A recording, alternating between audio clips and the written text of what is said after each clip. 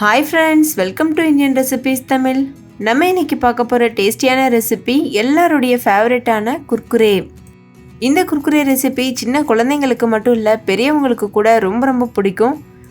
இது எப்படி நம்ம வீட்ல சுலபமா செய்யறதுன்னு பார்க்க போறோம். இது நிறைய நண்பர்கள் ரெக்வெஸ்ட் பண்ணி கேட்டிருந்த வீடியோ. இப்போ வாங்க ஃப்ரெண்ட்ஸ் வீடியோக்குள்ள போய் இந்த ரெசிபி எப்படி செய்யறதுன்னு பார்க்கலாம். அதுக்கு ஒரு கடாய் சூடுபடுத்திக்கோங்க. அதுல அரை கப் அளவு அரிசி மாவு சேர்த்துக்கோங்க. இது 100 கிராம் அளவு அரிசி மாவு இருக்கும்.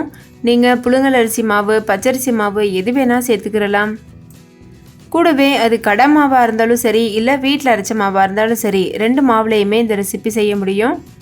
இப்போ இதை மீடியம் ஃப்ளேமில் வச்சுட்டு ஒரு 5 நிமிஷத்துக்கு கைவிடாமல் நல்லா வறுத்து எடுத்துக்கிறலாம். நான் கடையில் வாங்கின மாவு யூஸ் பண்ணியிருக்கேன். ஸோ நிறைய பேர்கிட்ட வீட்டில் அரைச்ச மாவு இருக்காது, கடையில் வாங்கின மாவு வச்சுருப்பீங்க. அந்த மாதிரி கடை மாவு வச்சுருக்கவங்க கூட இந்த ரெசிபி செய்ய முடியும். ரொம்ப நேரம் வறுக்கணும்னு அவசியம் கிடையாது. இது ஒரு 5 நிமிஷம் மீடியம் ஃப்ளேமில் வச்சு வறுத்தா போதும். அவ்வளோதான். இப்போ பாருங்கள், இதை நல்லா வறுத்து எடுத்தாச்சு. இப்போ ஸ்டவ் ஆஃப் பண்ணிவிட்டு இது ஒரு ஓரமாக வச்சு நல்லா ஆற வச்சுருங்க.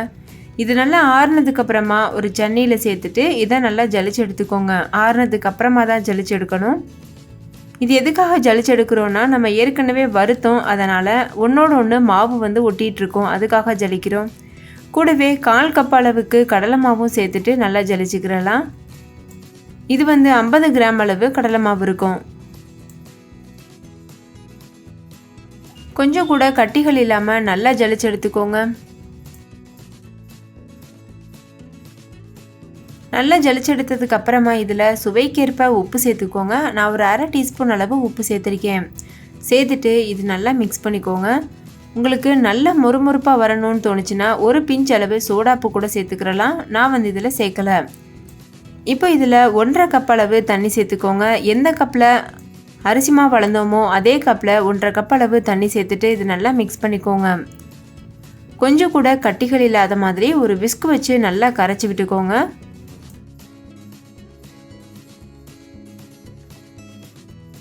முழுமையாக கரைஞ்சதுக்கு அப்புறமா ஸ்டவ்வில் வச்சு இதை நல்லா கலந்துட்டே இருக்கணும். மீடியம் ஃப்ளேமில் வச்சு கலந்துட்டே இருங்க.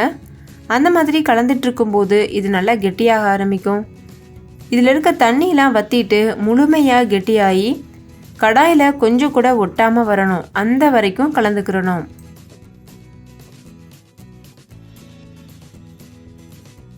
நீங்களே பாருங்கள், நம்ம ஏற்கனவே சேர்த்ததுக்கும் இப்போக்கும் ரொம்பவே வித்தியாசம் இருக்கும். கெட்டியாக ஆரம்பிச்சிருச்சு. இதில் நம்ம அரிசி மாவு சேர்த்துருக்கோம், அதனால் சீக்கிரமாகவே கெட்டியாயிரும். கைவிடாமல் கலந்துட்டே இருங்க, இல்லைன்னா ரொம்ப அடிப்பிடிச்சிரும். அப்புறம் அந்த கலர் நம்மளுக்கு கிடைக்காது. குர்குரே கலர் ஒரு மைல்டான எல்லோ கலர் மாதிரி இருக்கும்ல, அந்த கலர் கிடைக்காது. அதனால் கைவிடாமல் கலந்துட்டே இருங்க. இந்த ரெசிபி நம்ம வீட்டிலையே பண்ணுறதுனால ரொம்ப ஹைஜீனிக்காகவும் இருக்கும், ரொம்ப ஹெல்த்தியானதும் கூட.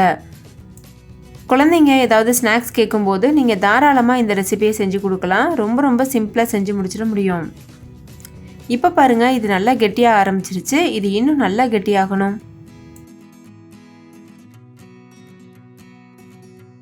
இப்போ பாருங்கள், இது நல்லா முழுமையாக கெட்டியாயிருச்சு.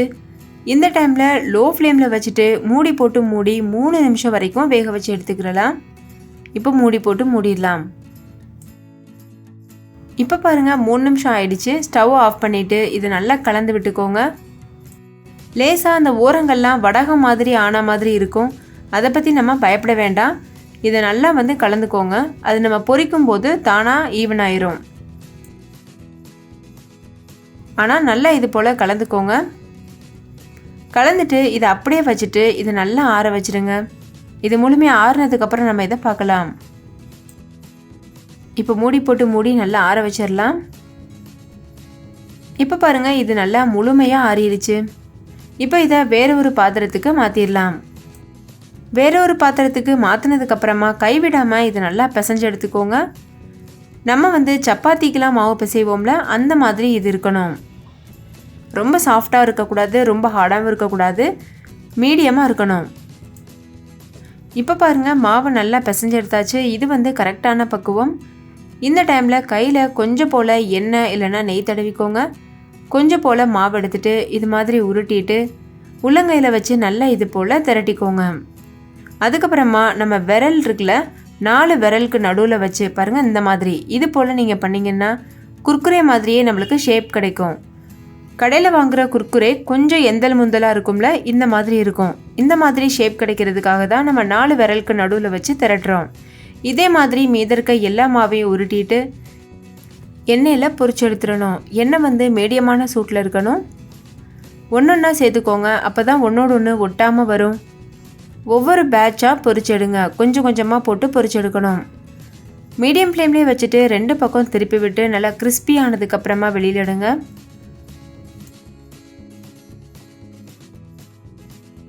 இப்போ பாருங்கள், இந்த மாதிரி 2 பக்கம் திருப்பி விட்டுட்டு நல்லா கிறிஸ்பி ஆனதுக்கப்புறம் வெளியில் எடுக்கணும். இப்போ இது நல்லா கிறிஸ்பி ஆயிடுச்சு. இதை நான் வெளியில் எடுக்க போகிறேன். ஆனால் இது பாருங்கள் கொஞ்சம் ஒயிட் கலர்லேயே இருக்குது. இந்த மாதிரியும் நீங்கள் எடுக்கலாம். இல்லை இன்னும் கொஞ்சம் நல்லா பொரிய விட்டுட்டு கோல்டன் ப்ரௌன் கலரில் வந்ததுக்கப்புறமா அப்பையும் கூட எடுக்கலாம்.